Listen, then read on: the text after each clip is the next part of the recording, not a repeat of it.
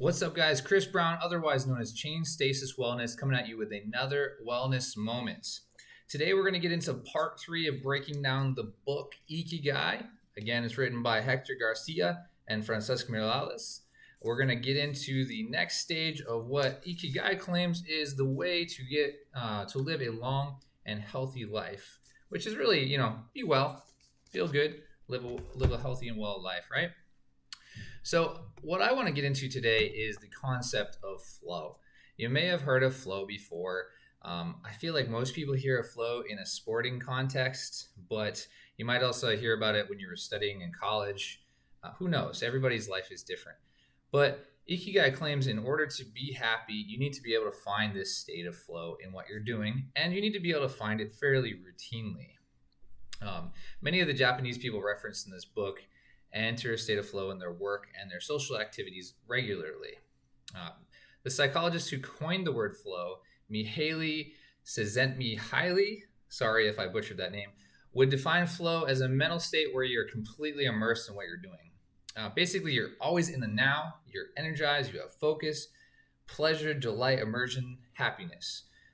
Anything you're doing, this book would posit, can be turned into that moment, right? And you can imagine if everything you did made you feel that way, you'd probably be pretty happy. Makes sense.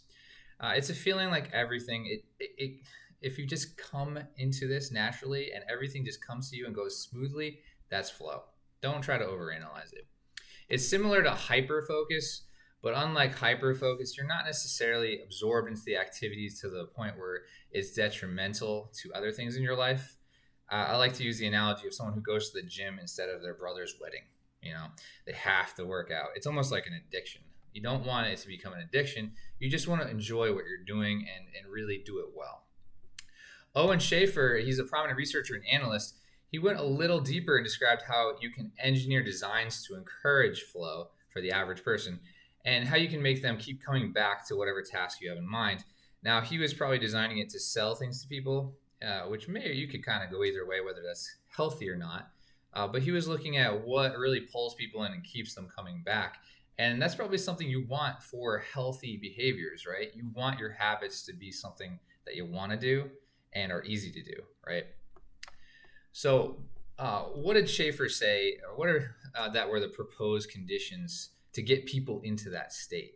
Let's try to break down his 7 conditions. The first thing, the person needs to know what to do, all right? So if you're coming into the gym and you're just being shown a bunch of exercise equipment, people doing their thing, and you don't know what to do, it's probably daunting to that person, and it will be a little tough for them to even get started, let alone feel great enjoyment in it. And that could be the same with anything else.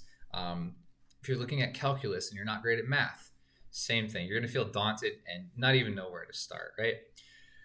But if you teach this person how to do everything, and you teach them what's the first thing we're going to do, what's the second thing, and why does it matter, then they're going to be more likely to get into that state of flow. The next thing is how to do it. So you got to know what to do, but you also need to know how to do it. So you may need the right tools. You may need to, maybe we need kettlebells, maybe we need barbells, maybe we need a bench, bands, whatever is specific to that task that person has in hand. If a person is trying to get leaner, they probably need to know how to cook. So that person needs the tools to cook, like knives and spatulas and pots and, rice cookers, whatever. They need to know how to use those tools as well. So what to do, how to do it, have the tools to do it with, right? Number 3, know how well you're doing, right? Getting that feedback, especially immediately, is really important.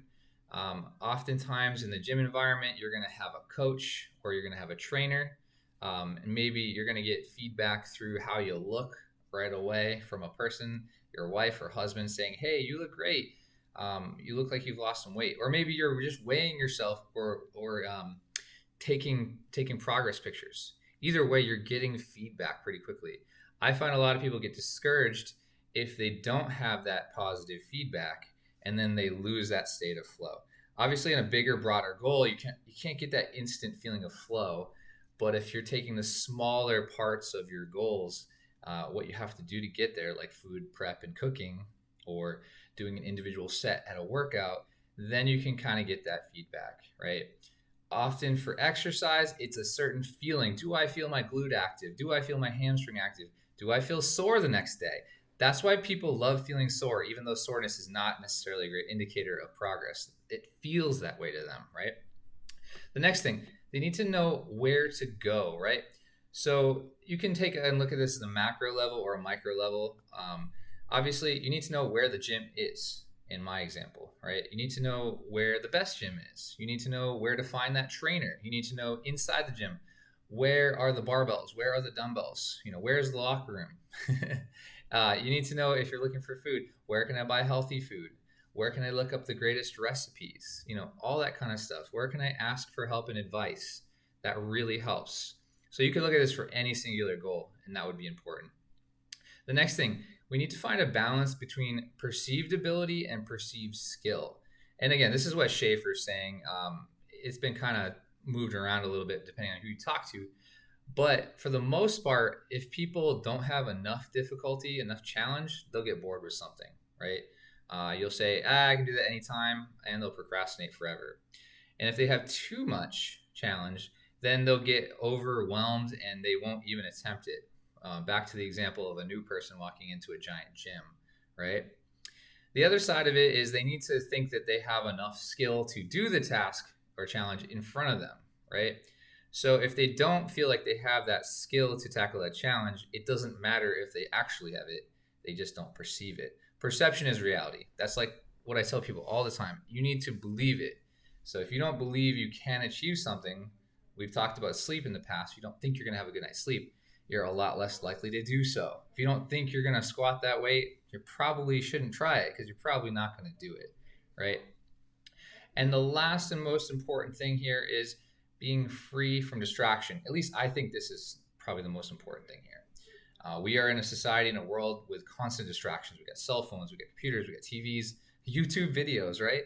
We have other people, we have noises and sounds, things that get in the way of a lot of things in life. If you have all these things going on when you're trying to get something done that requires focus, it's just very unlikely to happen. So I tell people with like food prep, for instance, it's best to do it when no one's awake or no one's home, right? You're more likely to just do it right away, get it done and move on. Same thing with like a home workout, or, maybe you're in the gym and you go at a time where there's not many people there.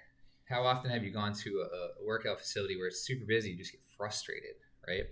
Sometimes we can work around that by playing music or putting white noise on when we sleep, that kind of stuff. But oftentimes just getting the distractions to be away from us, like turn off your Wi-Fi, put your phone on airplane mode, that kind of thing. Don't even bring your phone with you, maybe. Don't go with people who constantly talk to you. Stay away from those people. On a side note, if somebody has headphones in, don't talk to them. They don't want to talk to you at the gym. All right. So basically find a way to be free from most distractions, if not all distractions. And all those 7 things together are going to get you into a state of flow. If you can't meet those conditions, Schaefer would posit flow cannot happen. Of course, nothing's perfect. It's been shown that people can do simple and easy tasks and derive happiness and feel flow from that. Just look at the YouTube videos that are like satisfying videos. They get a lot of views, a lot of likes. So your mental state and being well rested, open-minded, that kind of stuff is likely relevant to all this as well. So just use this as a general guideline. Those 7 things being in there are probably important, even if it's not a perfect model, right? Schaefer also proposed 3 strategies to help you get into the state of flow.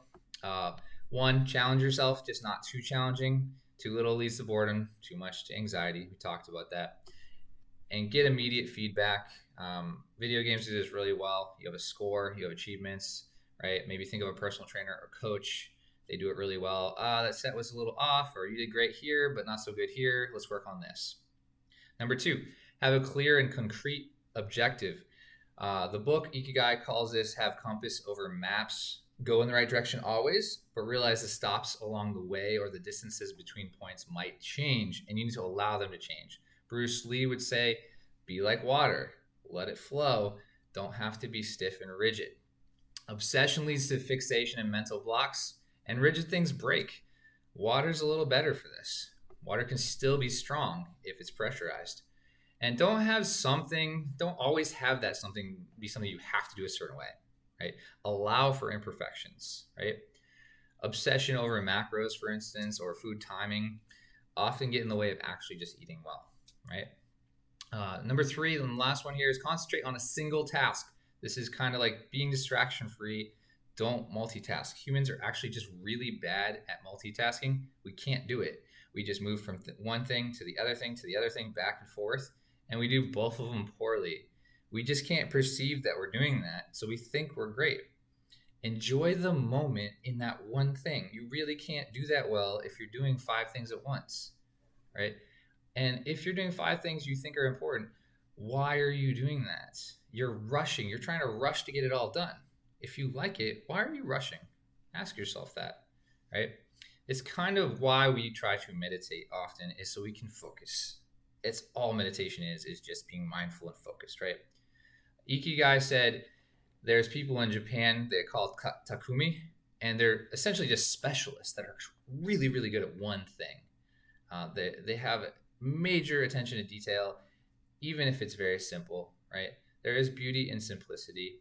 They gave examples of Miyazaki, the lead at Studio Ghibli. He did a lot of, probably heard of Castle in the Sky, Spirited Away, maybe Princess Mononoke. Very famous animated movies, and he was known for his art and just precision and making everything perfect no matter how simple. Steve Jobs was another example. He may not have been the coolest guy out there, but he loved the details and made sure everything was just right, to a point where maybe he wasn't very nice. But he did a phenomenal job at what he was doing, and he definitely entered flow very often. Both these guys seem to be very happy with what they're doing to the very last day, right? But we're coming back to real life here, right? We're not Steve Jobs. We're not Miyazaki. What do we do to make every single day feel this way? Real progress happens when we're consistent and we're adherent to our plans, our rules, our structures, right? So to get there, what we need to do is find flow in our mundane and our boring day-to-day, everyday activities, right? And of course, mundane is subjective, right? Many people find going to the gym boring. I find it exciting, right? But again, your perception is your reality. It might change as you get better at what you're doing, but until it does, you need to find a way to make it feel better, right? The book calls this microflow, right? And it says, try to use rituals to make things more interesting and more challenging, right? They say rituals over goals. It's not to say goals are bad, but again, it's trying to say we're inherently ritualistic, so we should lean into that. If you think of Sunday Mass or temple, or maybe your favorite sporting team doing their warm-ups, or maybe they're doing their raps like Garcia Parra, right? They just do these rituals over and over again, and these become these micro steps that lead you into the flow. They get you prepared for it.